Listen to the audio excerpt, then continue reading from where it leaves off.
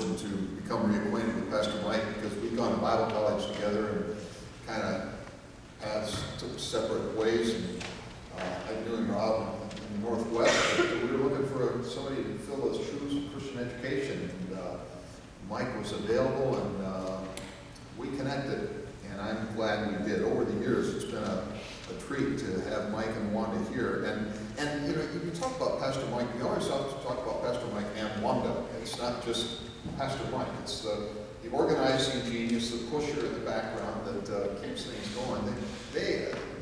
I don't know if you understand their focus much or not, but when they go on vacation, they go to California and sit on the beach and take out a pencil and paper and sit down and think about what they can do, be creative for kids at Bethel. Just part of how they did things. They're always thinking, always involved. We appreciate that investment of energy and creativity in their lives. Over the years, I've grown to appreciate several things specifically about Mike. First of all, I want to use this word integrity. Integrity to the church. Pastor Mike and Wanda always put the church above personal concerns. One of the things that I've picked up along the way about a good shepherd, a good pastor, is that a good shepherd, Jesus said, gives his life for the sheep. He said that in a redemptive context. But I think it's a good model for those who are in ministry.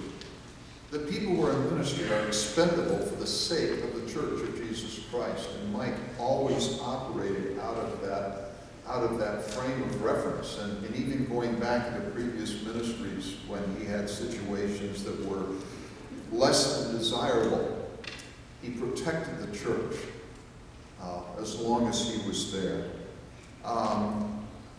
Pastor Mike loved kids, loves kids, invested himself in kids. I've seen him grieve openly when kids that they have invested in significantly chose not to follow Christ.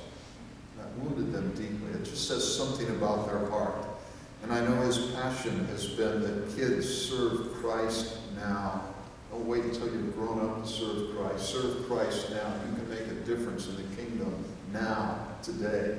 It's not what you're going to do for Christ that matters. It's what you do for Christ that matters. And that's one of the lessons that he wanted to instill in the kids. I've appreciated his loyalty on staff over the years.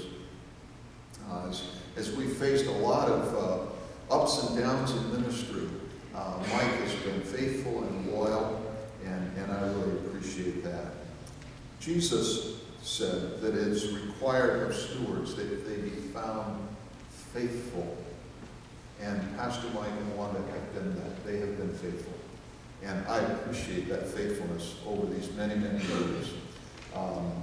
To stick it out in one place for that long of time is a rare thing.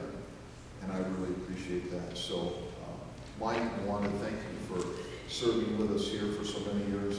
There are a lot of stories we could tell. And just one.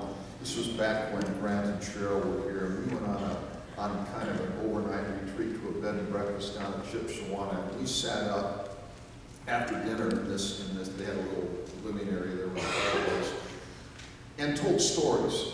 And we had Mike's Mama stories. And he said, Mike, if you want to retire, just write a book called Mike's Mama. And but what was interesting, as we all shared stories about the families that we grew up in, was how dysfunctional they were in their own way. And how out of the oddness of those situations, the grace of God worked to produce servants of Christ who make a difference for the kingdom of God. We didn't have a bunch of perfect people who are on staff.